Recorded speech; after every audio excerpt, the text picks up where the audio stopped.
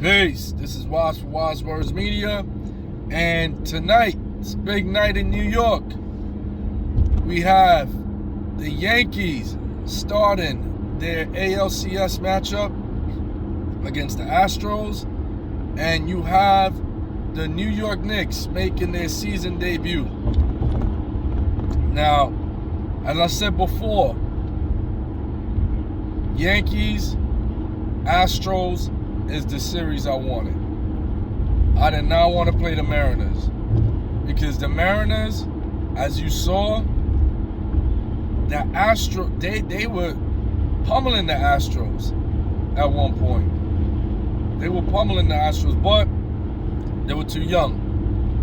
They weren't as experienced as the Astros were. So the Astros were able to overcome some of that with veteran savvy and patience that comes with being a veteran. And they were able to chip away at the lead little by little until they took over.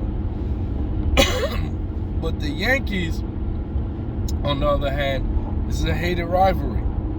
These are two teams that know each other pretty well. And we lost to their hands twice. And I say the third time's a charm. I believe we got them this time around. If the bats continue to produce the way that they have been producing in this past series, where you're getting guys like Bader that's giving us some home run hitting, we're getting contact hitting. You know, if we continue to get contact hitting, get a couple people on base, and then hit the long ball, I think that's our formula to success. We have to do what we were doing in this series. Play aggressive, steal the bases, get in the pitcher's head. That's the way we're going to beat this team, because we're going to beat them. I feel confident. I told Heads before, I didn't feel too comfortable playing the Mariners. But the Astros, I believe we got them this time around. So, excited about that. ALCS going on. And the New York Knicks, we start the Jalen Brunson era with Jalen Brunson at point guard. And he is our big offseason acquisition. I, for one, am going to be, I'm going to say that the jury's out. I'm not happy that we signed him, and I'm not mad that we signed him. For me, I'm going to sit back, I'm going to do the knowledge,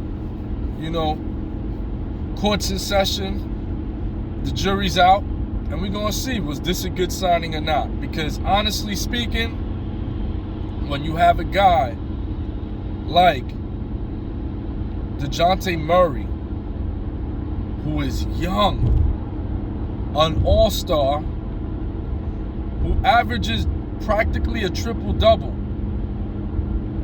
with like 9 assists. That 9 assists, he averaged something like 18, 19 points with like 9 assists and 8 rebounds. He's almost averaging a triple-double. Not only that, the 9 rebounds is what I pay attention to. Because you got a guy in Jalen Brunson who reminds me, and if he pans out, he reminds me of a Damon Stoudemire. Damon Stoudemire, for those who remember, for my 90s heads, or if you were too young to know who Damon Stoudemire was, Google Damon Stoudemire rookie year highlights, and you're gonna see what I mean. The identical skill sets. Stoudemire, the only thing is that Stoudemire had a crazy handle. Oh my goodness. Stoudemire had one of the best dribbles in the league. I won't say Jalen does, but Jalen knows how to penetrate and get into the hole. He can score, penetrating, he can hit the outside shot, So Jalen Brunson is going to bring a aggressive offensive mentality.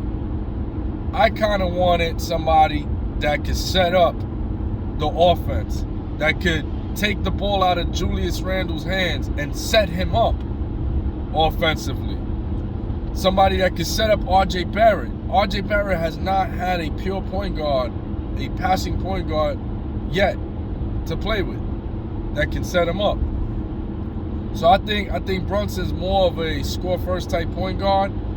And, you know, the Knicks, they could have had DeJounte Murray. You know, Atlanta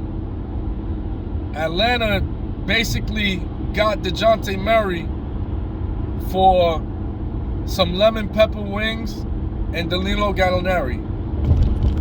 So if they got DeJounte Murray for that, I think the Knicks were being stingy with them draft picks, and you know they missed out on a real good one. But we'll see if this pick right here, selecting him, is the pick, the way to go. For me, I'm a little weary because I've seen things like this before from the Knicks historically, where, for instance, it happened back in the 90s. The Knicks, I believe it was 97 offseason, had money for two. They had money to bring in two players. And their decision came down to either Tim Hardaway and Steve Smith, or Allen Houston and a little-known guy whose name started to buzz towards the end of the season, who was a point guard that played for the New Jersey Nets. His name was Chris Childs. Chris Childs began to kill. I mean, that last quarter of the season, he was on a rampage. So the Knicks, eyes opened wide up, especially when he got busy against them, and they signed him. They opted to go with Chris Childs and Allen Houston instead of Tim Hardaway and Steve Smith, which is a shame because Patrick Ewing never had a perennial all-star with him. He never had an all-star caliber player with him. And I think the Knicks dropped the ball with that because Allen Houston did turn out to be a good Knick, but you could have had two guys that were really good instead of just one. So once Chris Childs signed that contract, didn't work out. Happened again in the 2000s, where the Knicks signed Jerome Junkyard Dog Williams, whatever.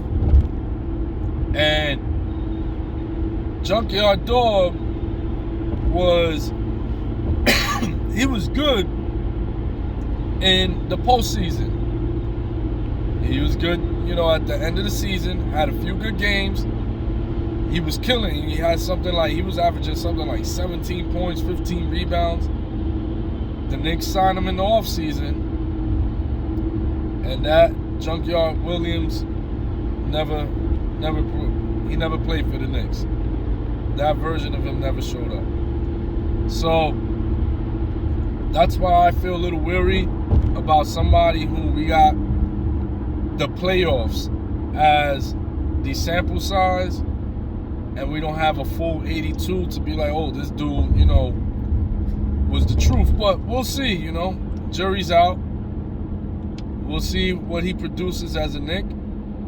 And, you know, we can only hope for the best at this point.